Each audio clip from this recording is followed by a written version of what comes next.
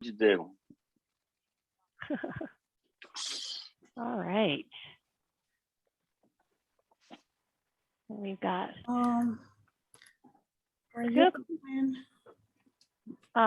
mute. Okay. Oh, good. It looks like we've got everybody logging in here real quickly. We're going to give it just a little bit while everybody gets in, because we don't want anybody to miss any part of this webinar. We're very excited. Dave's really excited to share today, and we have Ed working with him. Dave, do you want to go ahead and get your presentation up? Yep.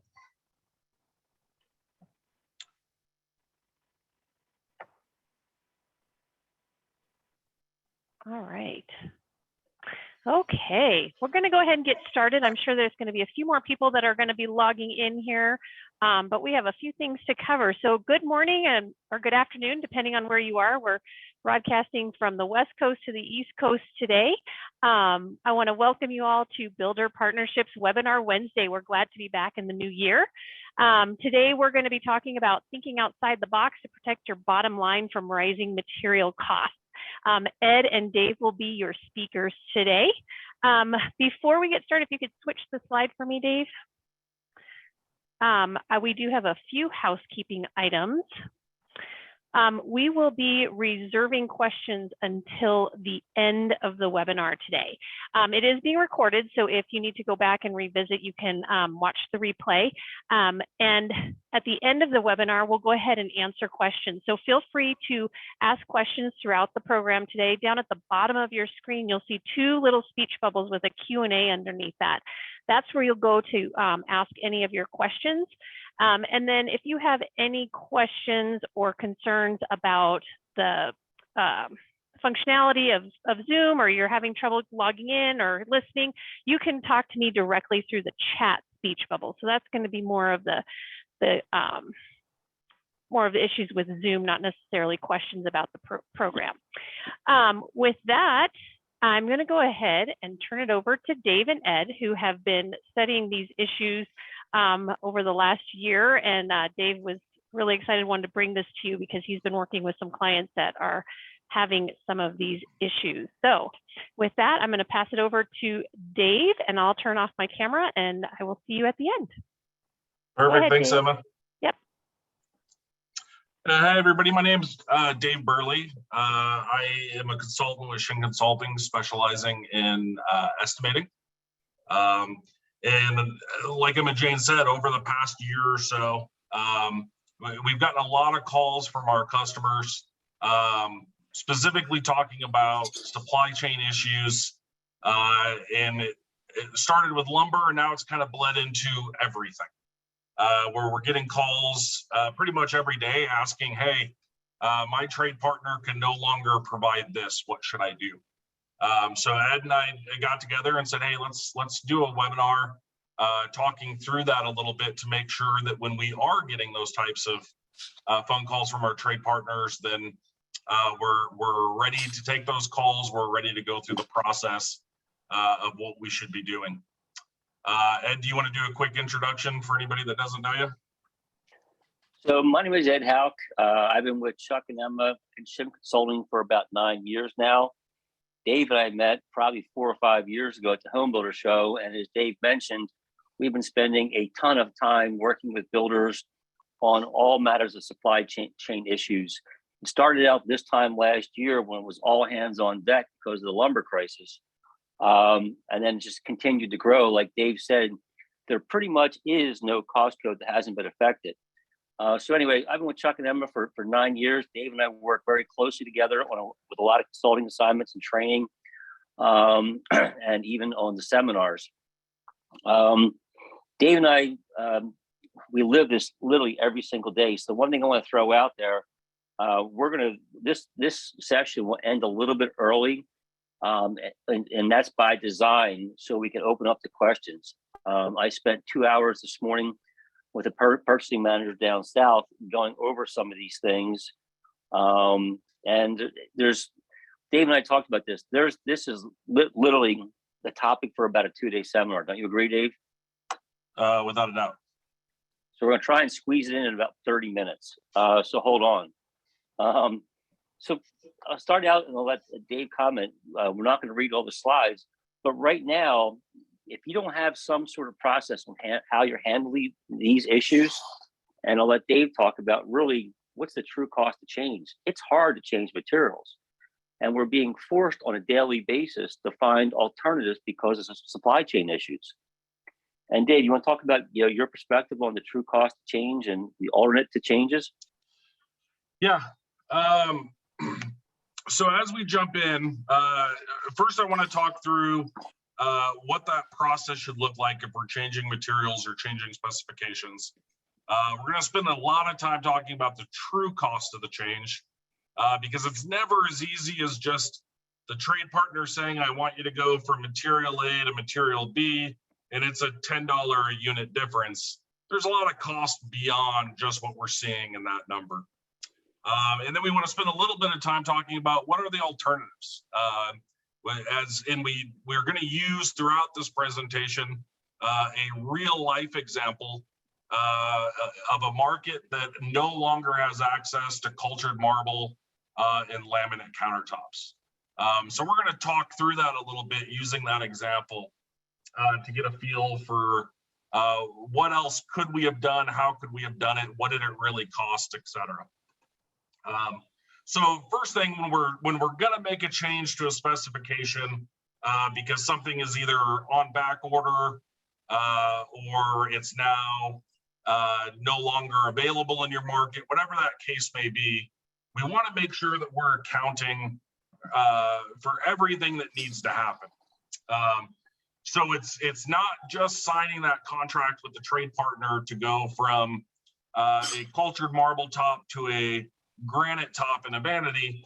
I need to go back and I need to make sure that my specification book is correct if I'm a builder that uses those.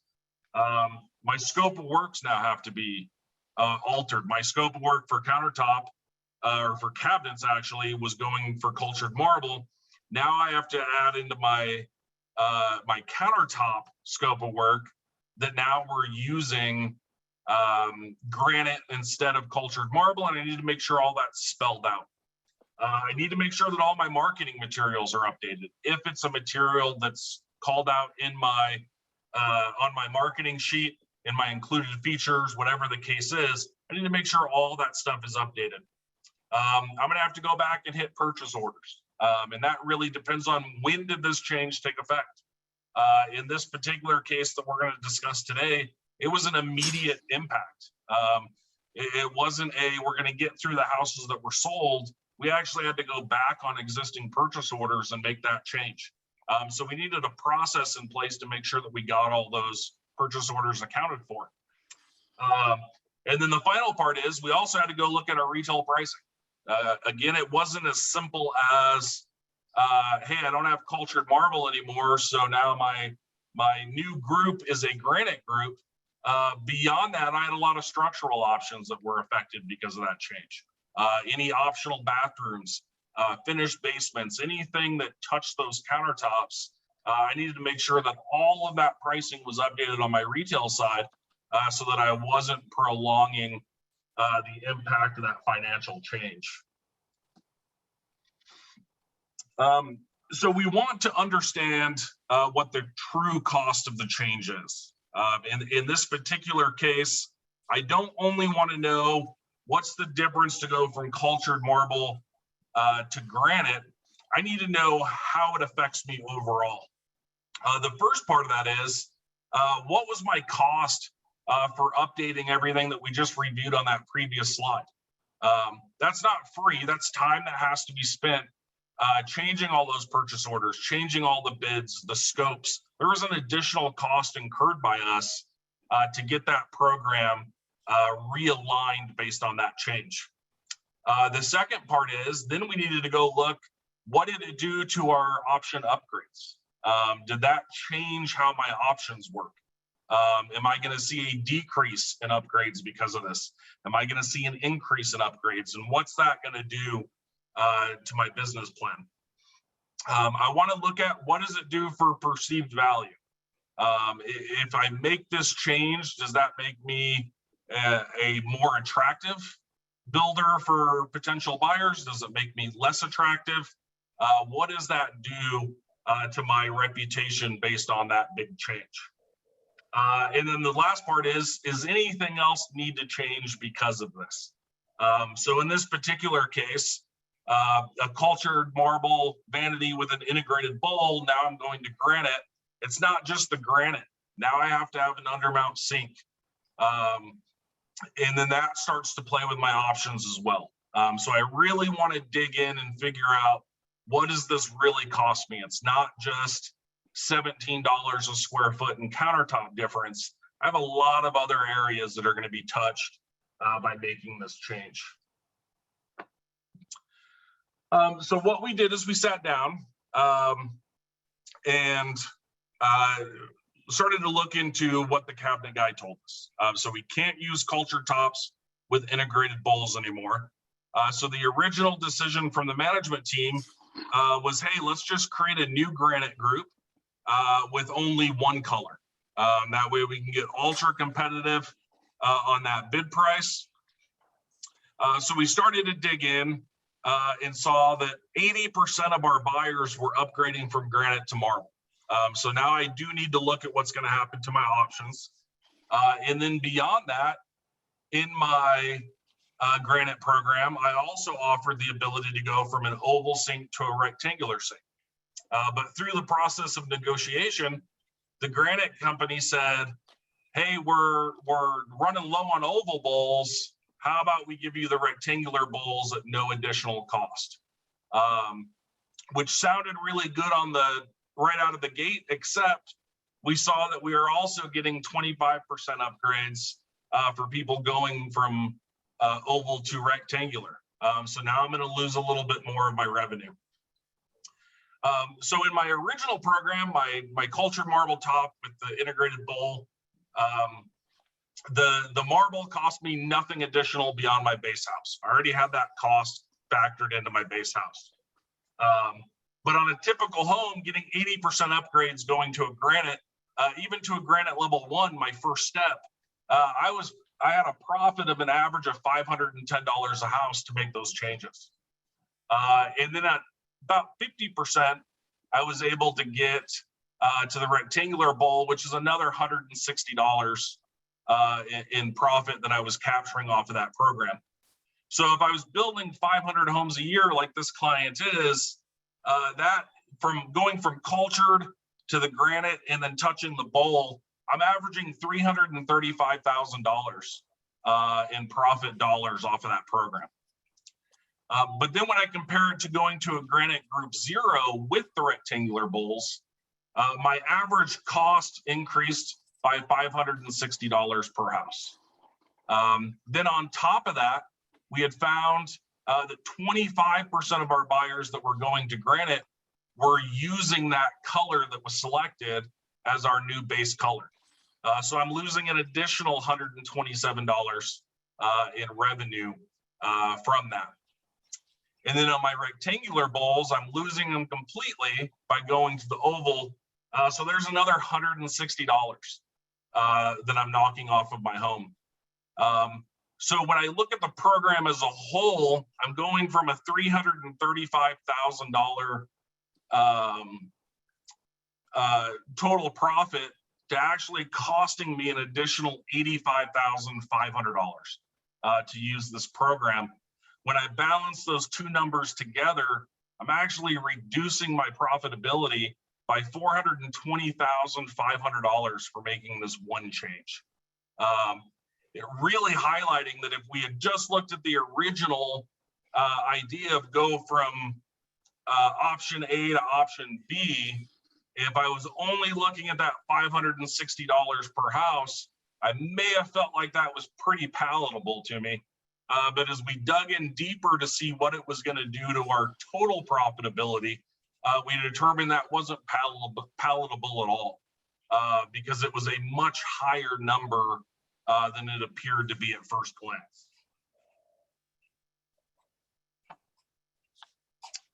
So then we had to step in and start looking at what are all our alternatives. So anytime I get a phone call like this, there's certain things I want to do to find out what else could I do that won't be as big of an impact on me. The first thing, as a partner with builder partnerships, I want to talk to people in my builder group. And I want to find out, is anybody else running into this problem? Is anybody else seeing this happen? And if so, what did you do? What was your final outcome, so that I can get a couple of different views on what I'm looking at? I want to check with my competitors. We did that in this case. Particularly, we went and saw what are the other builders in the market doing to see, does this change affect me negatively in some way? In this case, we found everyone was going to granite. So that kept me on a level playing field from that side, so that I knew that I could at least consider granite at that point. We also want to speak to other vendors or trades. This particular builder is sole sourced for cabinets, which means they were sole sourced for cultured marble. They're also sole sourced for granite.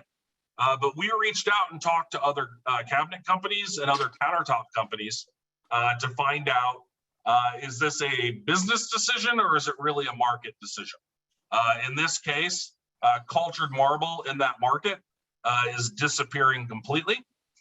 So it let us know that finding an alternative way to get cultured marble wasn't a feasible ask in this situation. And then we also wanted to know what is the long-term outcome on this market constraint. In this case, the culture marble was disappearing for good. But had we reached or started to look in and found out, hey, we think this is a temporary adjustment. We're having a problem sourcing. We think it's going to last 6 months. That's going to change my view of how do I look at this. I may be willing to take that bigger jump out of the gate because I'm only going to be doing it for 250 of my 500 homes. But in this case, when the answer was no, this is going to be a permanent change, then I needed to make sure that I was thinking of it long-term, looking at my 500 homes per year, and then looking out 3 to 5 years to really know what it's going to cost me.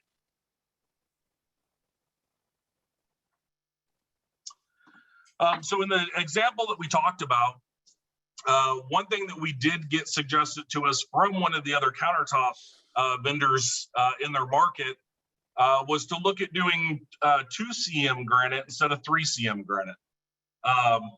Common thing that's happening in a lot of markets, not necessarily in theirs, but we dug in and started looking at that as an option and found that we're going to save about 10% by doing that. So going to a 2 cm with laminated edges, I'm still going to save about 10%. So instead of my $17 a square foot additional, I got to subtract $1.70 off of that and help limit the impact a little bit. We found that the granite does still have a higher perceived value. Even though we're using the thinner granite, the buyers were still feeling that having granite instead of cultured marble was an improvement. So I was still giving the buyers a better product while protecting my profit a little bit. But we also found that in that marketplace, buyers were upgrading to 3 cm. There were some buyers that didn't like the look of the thin edge.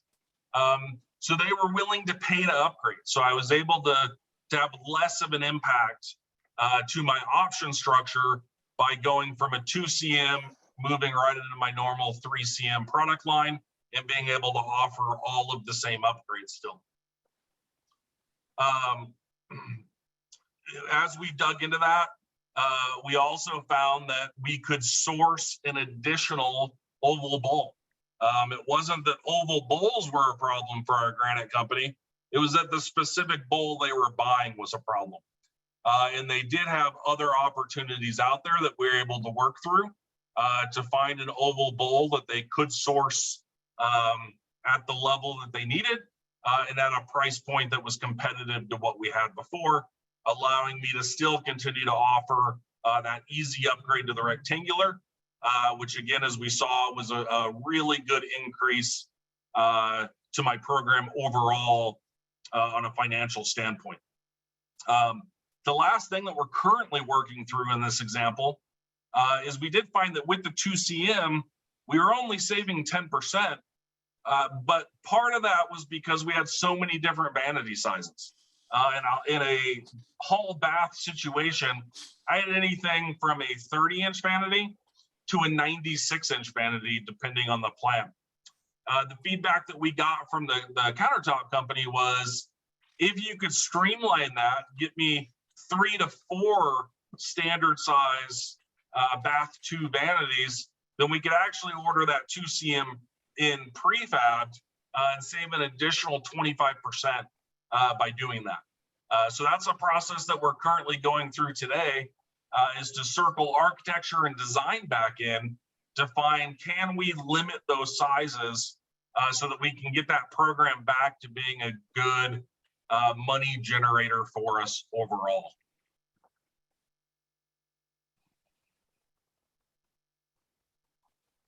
Ed, you want to chime in?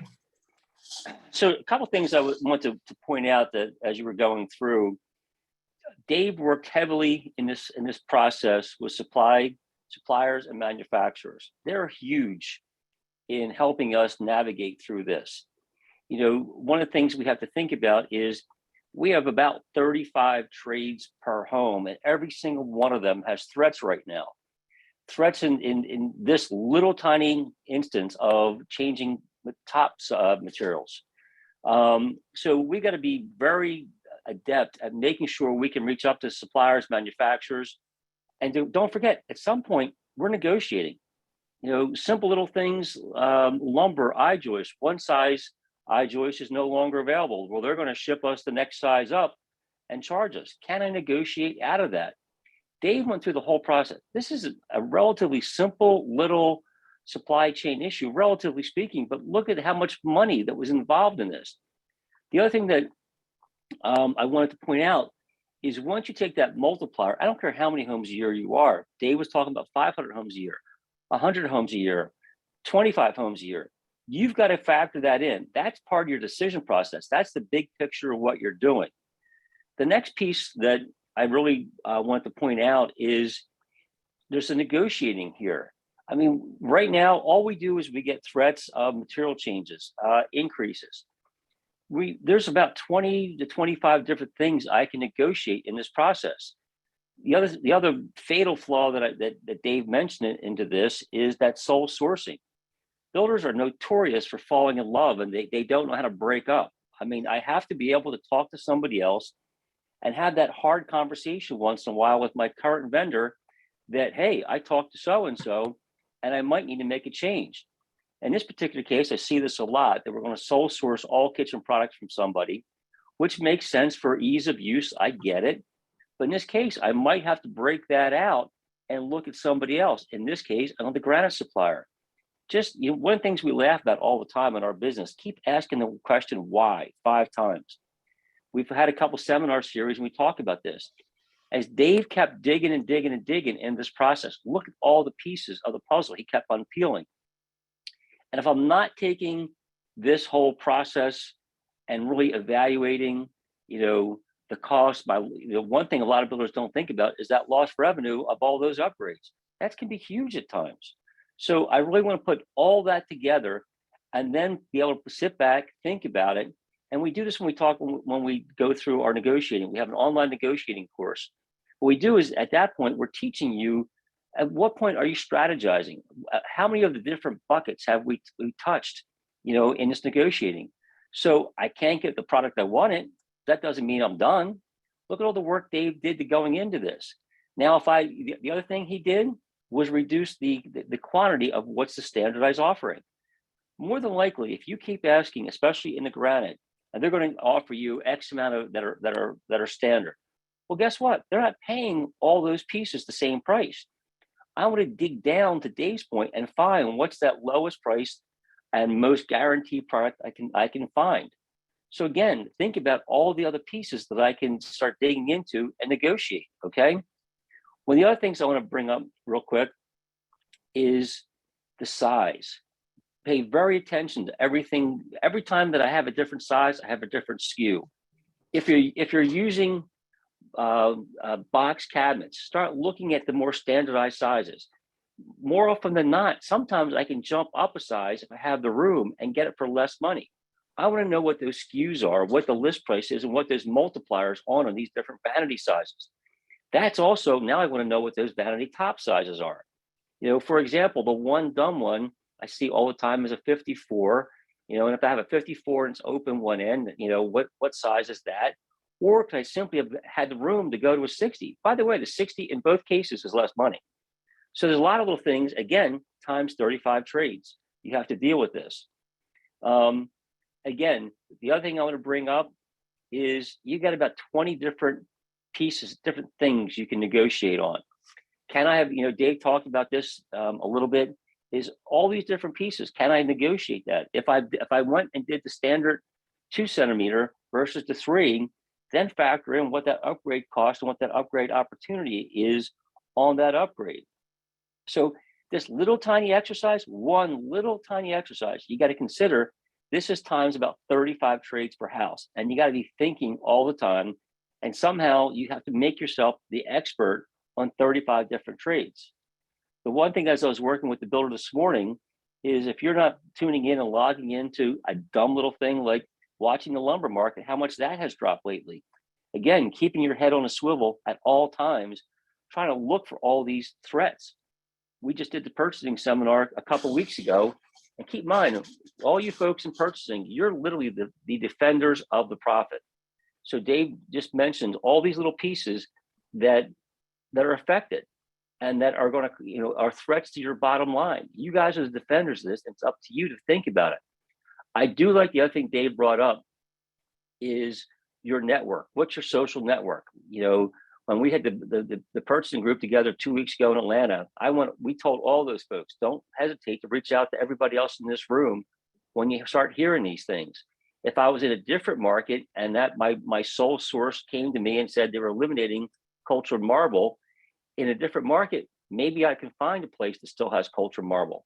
It takes a lot of work. A couple of phone calls eliminates that. So, and the last piece I want you to think about is the effect on this little change to your sales and marketing team. We're so busy worrying about POs, worrying about supply chain, sales, marketing, and possibly design center. I've got to bring them into this whole change equation. At some point, how am I going to notify all these houses in the queue? In this case, Dave talked about 500 homes a year. They probably had about, I'd say, Dave, 125 houses work in progress, somewhere thereabouts. We had 167 in backlog. Okay, 167. I was fairly close, not knowing them. So out of 167, I'd venture a guess about half or more are affected by this change. So now who else do I need to bring into this change? Now, probably if I have a design center, I have to bring them in to start making all these other selections, touching all those buyers. It's a lot of work. The other thing don't forget about is at some point, I got to start working with my sales and marketing team about going forward. As soon as I know this, that whole team has to be brought in. And too often I see that we're so busy in purchasing that we forget our other departments we need to work with. Don't work in a silo. Let everybody else know about it. Dave's point here is now I'm bringing a vendor in. At what point do I want the vendor to be talking to my sales and marketing team? If I have to start spending that much money on this new product, I got to remember one thing. Sales, marketing, and my design center people have to start selling it. It's now, I have to make it a positive. You know, they love these little trinkets they can sell with. These are things that sales, marketing, design center team want to hear. So thoughts, comments based on that, Dave? Yeah, so the other thing I think we always need to keep in mind is what is our system cost to do a change like this also?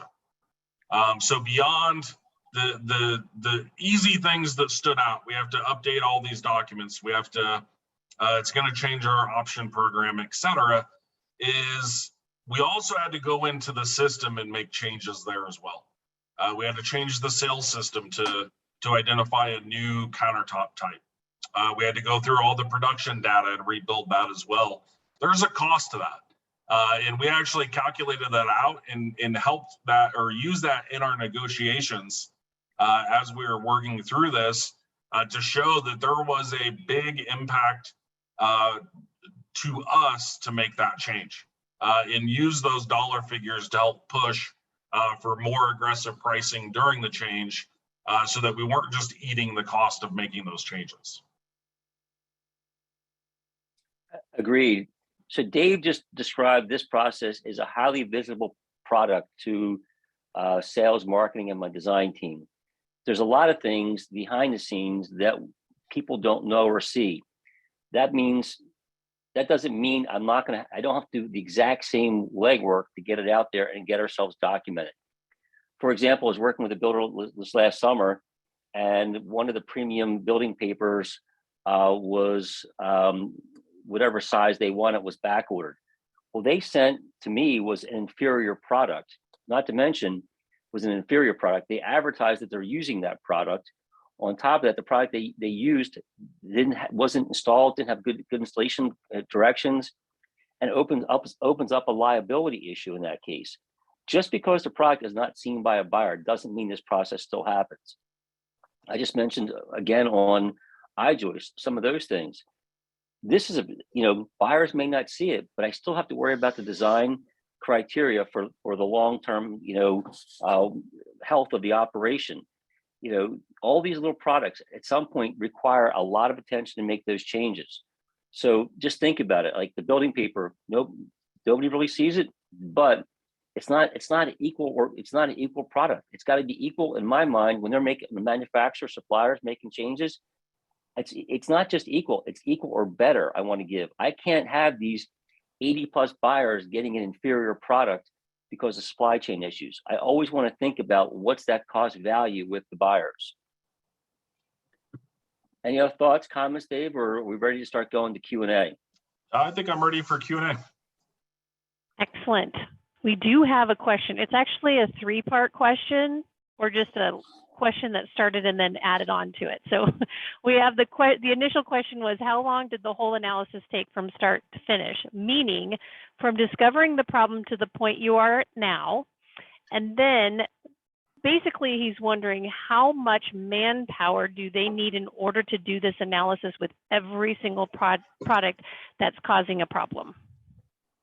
So great question, first off. So this particular situation came up the second week of January is when we were notified, or the builder was notified that there was this immediate change that needed to happen. And we rolled it out on January 26th. So it took about 2.5 weeks to go through everything, to make those phone calls, find out what all of our alternatives were, run through the reports to find out what we were going to do to our option program by doing this. And then finally, the about 2 days it took to make all the system changes behind the scenes. In this particular situation, there was 2 of us involved in that. I worked on it probably about 50% of my time for that 2.5 weeks went into this issue. And then the builder provided me with assistance as well. And that person probably put, I would say, no more than 25% of their time for that 2.5 weeks, mainly handling the phone call and negotiation aspect for us, and me handling the data reviewing process behind the scenes. As for how long it takes to go through on everything that comes up that way, what I would suggest is we really want to prioritize what ones stand out. This particular situation with the countertop stood out immediately as this could have a ripple effect through the operation. We could identify quickly that it was more than what was visible to the naked eye. And we did have to kind of move some other things to the back burner, but we did that based on what that initial kind of gut reaction was of some of these things really they're going to affect our base house, which is important, but we can quickly identify what that impact is, as well as how much time we had was critical as well. With this particular one, it was, we're telling you today, and we need it to happen immediately. That's going to rise to the top versus some of the other ones that were, hey, starting in March, we're going to do this instead, or we need to do this. Then we knew that we could shuffle those ones back a little bit to still have the time to focus on those critical ones first. So Dave, a couple comments to what you just described is, one thing is, keep in mind, Dave's, it's not Dave's first rodeo, so you have to be very good at this cost value process. The next piece on that is you really need to be have a procedure and standardize everything that he just described here. Otherwise, you're gonna be flailing in the wind. You know, what's that procedure look like? All the different pieces Dave talked about, he had a touch. And the one thing we didn't bring up, at some point, I haven't seen the list for everybody on this call. What is your reporting on this? How am I reporting up? How am I changing and reporting my change in potential profitability? You know, this, you got to, this, my thing is, you got to get good at this. Dave and the team were able to do this because they're very good at it. It's standardized procedure and process on how to do this. You know, even down to how am I going to change all these POs and selections, and, you know, how am I swapping out design centers? What does that procedure look like? I like a checklist in this case of everything and who's doing it. That's how he got it done so timely. And I hope that answers your question.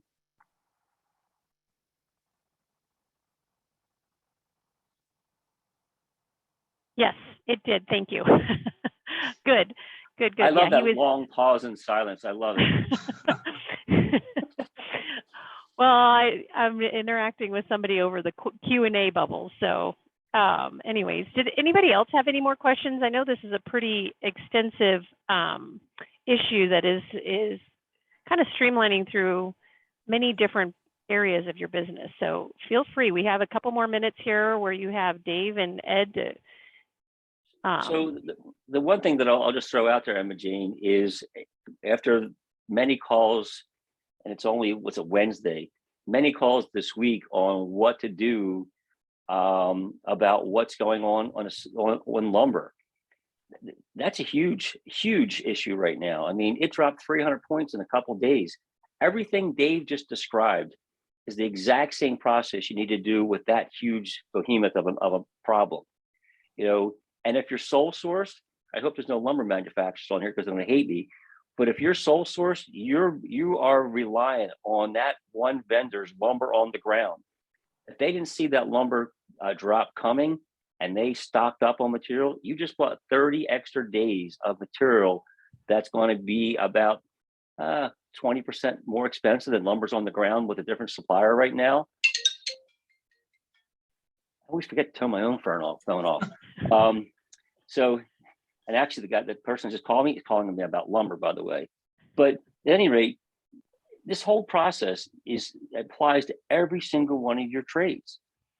This one seems like it's, you know, it's very visible. Sales and marketing is very visible. And as Dave pointed out, it wasn't an inexpensive little change. So again, just make sure that, you know, be careful that that's sole sourcing. You're reliant on that one person, and that being reliant on that one person, Dave just pointed out, was almost $500,000 for that friendship. If you're going to be sole sourced, somehow have some transparency. We talk about the 80-20 rule all the time, and I've got to be very upfront and honest with my reps. I have a lot of reps that I've had good relationships over the years. I've also got to be able to be strong enough to be able to tell somebody when and why I can't use them, and why that's in that case what is happening. If Dave would have had another vendor that wasn't a sole source, he may have had some other alternatives, but he had to keep the operation rolling. So I'll get off my sole source bandwagon now. Yeah, so Ed, to touch on something you brought up, one thing I probably should have made clear in the last question is we did have a benefit in that this particular builder is about 95% unitized pricing. So to run cost analysis reports is a very fast process because we don't have to rebid anything.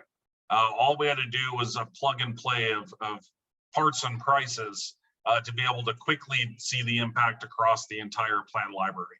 That really becomes useful as we talk about lumber is I can go change my lumber pricing very quickly and recalculate versus having to try to get everything rebid or try to work backwards into what my savings are.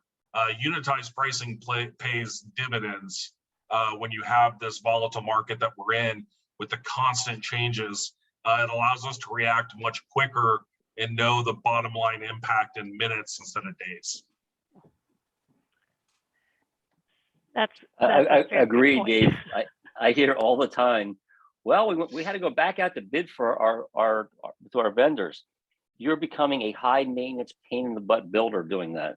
Mm-hmm. Know your own materials list and cost. Like I mentioned, just knowing vanity sizes, knowing all those. To Dave's point, if he had all that information, it's much easier to get that. And this is a very simple little process, by the way. We do have a couple questions if you guys are ready. Sure. Yep. So I'll list them both off. We have Jack who's asking what product categories are presenting the largest problems nationally and why. And then our second question is, what are practical ways to combat price increases coming in, especially when trades and suppliers are willing to give up the work if they don't receive the increase and they are experiencing to receive the increase immediately, and they are expecting to receive the increase immediately. Sorry about that. The product categories, it's the game of life. Spin the dial. It's every day it's something different. Garage doors were an issue. Everything is an issue, and it's not even consistent across the country. Dave and I touch with builders across the country, everywhere. The second one on the increase, we used to always love saying, once the PO is issued, you'll stand by it. Right now, the supply chain threats are so bad, it's hard to do that. So, and to your point about the vendors, they can't come to work for us and write a check at the end to pay for those overruns. We're kind of in a bit of a bind here. Again, at least if I have multiple sources, I have other opportunities. And the next thing is, if I'm stuck with it, to Dave's point, if you're not unitized pricing and you get a price increase of X, what is the X on top of if it's supply and install? You've got no transparency. So your best defense, to Dave's point, is getting to that unitized pricing. And I have a lot of builders now that are starting to figure out that, yeah, I think I'm going to start supplying the drywall. I might have better buying power. My drywall guy, by the way, may do a lot more houses than I do for a year, but I don't know what his buying power is. And I certainly don't know how they're using materials. So in some cases on the increases, we don't have a lot of options these days. But if I am taking that increase, what else can I negotiate? What is that trade not doing well? The call I had the other day, we looked at a lot of scopes of work issues that were on the trade. What can I negotiate back on the trade to keep them whole? Another thing is we talk about a lot is more of an open book concept with these trades. They're getting killed. If they get an increase, and the price goes down, do you ever get it back? The answer is no. So I want to start looking for transparency, unitized pricing, and what else can I negotiate, because we are in a bit of a bind on that. Dave, some comments on that? Yeah, so the first one is, I'm going to answer them in reverse order. Sorry, how to hold the trade partner. I think it's very important. I always like to operate with transparency. I want my trade partner to know how much I'm marking up their material and labor. I also want to know how much they're doing the same to me, so that we get into these tougher situations. Then we can have an open and honest conversation about sharing the burden. I don't want to just say no, because I agree, I may have no other option at the moment in my market. But at the same time, if I've built that relationship based on trust and transparency, then I can have that conversation about, you need to get to a 12% increase, but this is what it's going to do to me. And I want to lay that out and show them what's that costing me. And then how can we work together? Do we span that 12% increase over 90 days? Can I stretch it to 120 days? and stair step into it so that we're sharing that burden together. I feel like it really pays dividends to have that relationship built that way, to be able to have that open, honest conversation, because it's the same. I need my trade partner to understand if I just do this and I'm losing all of that profitability in the process, then you're just putting me in a bad spot instead. So now, yes, you got your 12%, but I'm not selling your option as much anymore. Or I'm going to see my sales pace start to drop because I've had to adjust my base to counter your increase. And I want to have those open conversations to make sure that we can reach a resolution that's going to share that burden across both of us. As for the big ones that I've received recently, garage doors still is an issue for a lot of parts of the country. Windows is the other one that I'm constantly getting questions about. Both of those, on top of being a supply issue, we generally find it's also an offering issue. If as garage doors are becoming hard on certain SKUs to source them, I don't need to offer 16 different SKUs of garage doors. I've helped increase the problem by offering too much. So that's one of the first steps we go through. Windows is the same thing. If I have 40 plans in my library, but I'm offering 200 different window SKUs based on size and colors, those are things that I can look at from a design standpoint and try to streamline what I'm offering to put myself in a better buying position.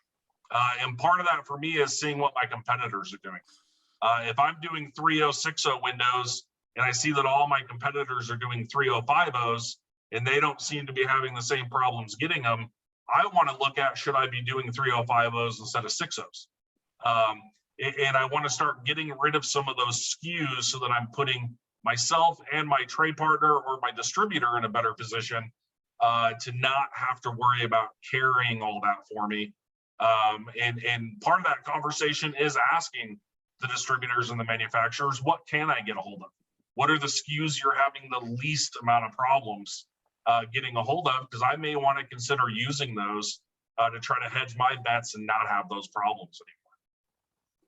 So to Dave's point, working with a builder a couple of weeks ago, windows, for example, all the 3040 bathroom windows were backordered for 15 weeks, drywall being affected, siding be affected. The cost of change was nothing when they went to the window manufacturer and found out that same window in 3050 was available. So it's counterintuitive. I'm putting a bigger window in, but the cost of change was better to put a bigger window in that case. To Dave's point is work with the manufacturers and start reducing to control and reduce the SKUs. For the first time ever, I've heard design center managers actually advocating, let's reduce them so we stop the supply chain issues. It's that bad out there. Oh, well, it's bad when they're asking to reduce stuff in there. I know. So we have another question from Barton. On top of material constraints, we in the Gulf South are also experiencing some labor shortages. For example, roofers are all chasing insurance jobs following a couple of active hurricane seasons. What are some strategies for pulling prices on both material and labor back down, assuming a return to normalcy ever occurs?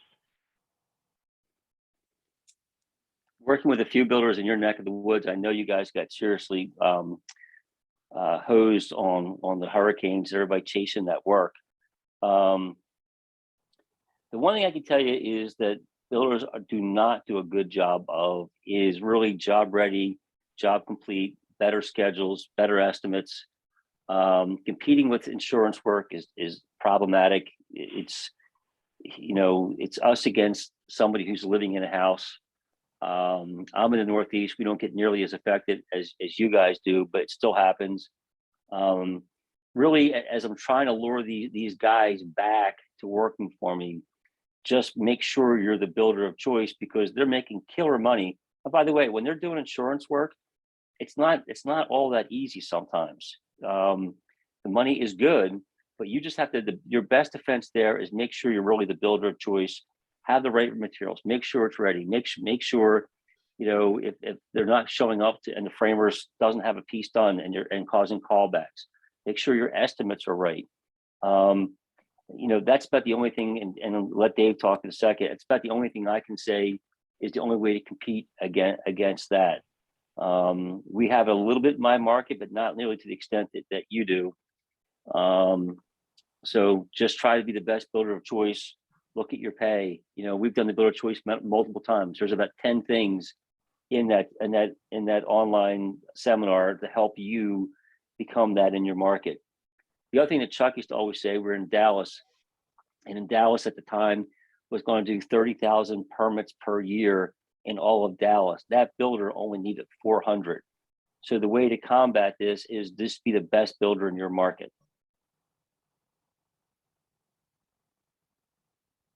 Dave, thoughts, comments? Totally agree. So anytime a trade partner wants to go do something else, and that's why it's affecting the ability for me to get my job done, my first question is going to be, what did I do? Because it does come down to builder choice. There's a reason that they've decided that they'd rather go do that job than do mine. And I need to really reevaluate what I'm doing, what my team is doing, what our policies and procedures are that's making us undesirable against that alternative. And again, being the builder of choice definitely pays dividends, because if we're always giving them the job that's clean and ready to go, I have limited SKUs, I'm making their job very easy for them, I'm paying them very promptly based on POs and schedules, then they shouldn't want to go chase other work. They should, being that as the builder, we're the long time customer for them, that I don't need a hurricane to have you do work. I'm going to always give you work. I'm going to give it to you on an even flow basis. Then that should help keep them away and understanding that I can't burn my relationship with this builder because they're still going to be there when all these insurance claims are done. And that really comes down to how am I treating them? What am I doing to make their life easier and more profitable? And Dave, we're both on the same page. You know, the one builder down in that market I talked to actually met with some of those trades to make sure that they were actually being able to do a little bit of both. And by the way, it wasn't because they stopped doing that builder's work because they're a builder of choice. They stopped doing other builders' work. Emma James, is any more? If not, I had Dave just flip to the art services. The one thing that's not on here that's brand new next week at the Home Builder Show, we're going to start doing podcasts. Dave and I will be doing a couple of podcasts at the show, all new for us. So that's going to be a little bit added to our services going forward. Absolutely. Yep. No more questions, so we can go ahead and finish up, but we're looking forward to that experience next week. We'll see how that goes. I'm sure it'll be fabulous. These guys always have great information to share, and they'll be doing some interviews at the show. So keep your eyes and ears open for that. Of course, we have our webinar Wednesdays that will continue throughout the year. And if you want to go back and visit, yes, we will be at the Builder Show. We have our networking reception on Monday night at the Rosen Plaza, and shoot, I don't have our booth number in front of us. Gara, if you have that, will you type in the chat what our booth number is for me? But we'll have a booth at the show as well. Somebody wants to know how we get this recording. It will be on our website, and you will get an email tomorrow with a link to the website to get the recording. But the recording will probably be available in about an hour. It takes about an hour for it to process, so that will be available for you in about an hour. And you can get to that from our website on the webinar page. We also offer all of these different services. Our builder groups, which Dave mentioned earlier, is a fabulous tool. We kind of call it our, it's almost like it's a therapy session for home builders, truly. Pretty much. No, we talked about all these issues for 2.5 days. Yes, it's a great opportunity to talk with like-minded builders that are in similar, building similar homes, non-competing markets. That's very important for us when we put our builder groups together, so that you can be open and honest, and really gain some great knowledge from that. So if you're interested in builder groups, you can email myself, and we'll see if we have a spot available for you. Gara just sent me the booth number. We're at W6753. So come see us at the Builder Show. We have our live training and our online training. We're getting ready to start an online university, kind of get a little bit more robust than what we've been doing. So keep your eyes open for that as well. And of course, we always have our consulting services. So if you need help with this or other topics related to the issues that are going on in the industry right now, Dave and Ed are available for one-on-one training with you guys as well. And Ed and Dave will have presentations in the booth too. Yes. Ed will or Dave will have a computer and a TV screen and be able to go through some of those estimating procedures that he does. Is that right, Dave? That's correct. Yep. Yep. He'll be able to give some demos on some of the estimating services that he provides. And Ed will be in the booth. They will both be in the booth pretty regularly, so you can stop by and have conversations with them at any time. We'll even have Chuck and Emma there too. We're going to let them travel with us at least one more time. So if you haven't seen Chuck and Emma for a while, they will be there, and you're welcome to come and say hello to them as well. Hear that, Chuck? We're letting you travel. Oh, that's going to be nice.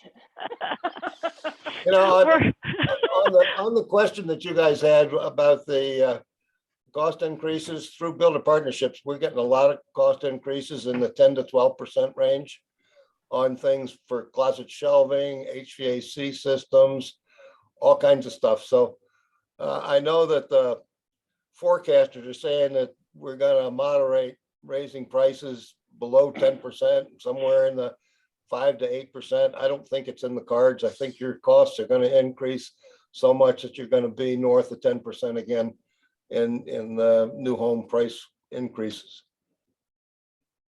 Yep. I would agree. One of the things we've been letting people know is as of February 1, here's my prices that I'm forecasting for the month of February. How are you forecasting those prices out to March, April, May, June? Because if you're not, you're just, you're losing gross profit because you're not forecasting properly, and your top management needs to know what those increases are. So anyway, so Dave and I will be at the show. Stop by, come see us. Dave will be doing presentations. He does an unbelievable job of taking a simple little estimate and spitting out the parts and pieces. And if you're on certain CRM systems, he'll integrate right into your CRM system. We're actually starting to work with some builders, literally becoming part of their department by doing that and automating that process from behind the scenes. So stop by, see that. And actually, I look forward to not being in 0 degree temperatures and being down in sunny Florida, where it's going to be a high of 65. Woohoo. Woohoo. Yeah, it's going to be, when I get on the airplane to go to Florida, it's going to be -6 degrees. I think that we have the schedule on the next slide for some of our education systems as well. So if you could put that up, if anybody, there's our consulting team. And then here's our seminar schedule. We have our online, we do have a lumber management and purchasing strategies workshop that's coming up later this month. There are only 2 spots left. So if you're interested, I believe Dave and Ed are going to be working on that workshop. We also have our key metrics workshop, which Emma's going to be doing. I think this is going to be her last one. She keeps threatening that she's done. So this might be her last key metrics workshop. That is going to be on February 24th. We still have spots available in there. And Ed laid mention to our negotiating workshop. This is a great workshop where you get to actually do some role playing. And so we go through and talk to you about different negotiating techniques, how to improve your negotiating skills. And then we let you practice. It's a really fun class. We actually really enjoy doing it. We do it through Zoom. And then, of course, we have our Builder of Choice workshop that'll come up in the fall, product design and value engineering, and our variance control. Don't forget about our live sessions. We have Managing for Profit in New Orleans with Scheduling for Profit. We're very excited about that. And of course, our Executive Summit, which is coming back again this year. We weren't able to do it last year. This is going to be a great year for that, where we're going to talk about some out-of-the-box thinking. So make sure you're checking back to our website on all the different events that are coming up. And we look forward to seeing you guys at the show and at all of our other events. Have a great day, everybody. Thank you. Thank you, everybody. Thank you, Dave and Ed. Great program today. Thanks.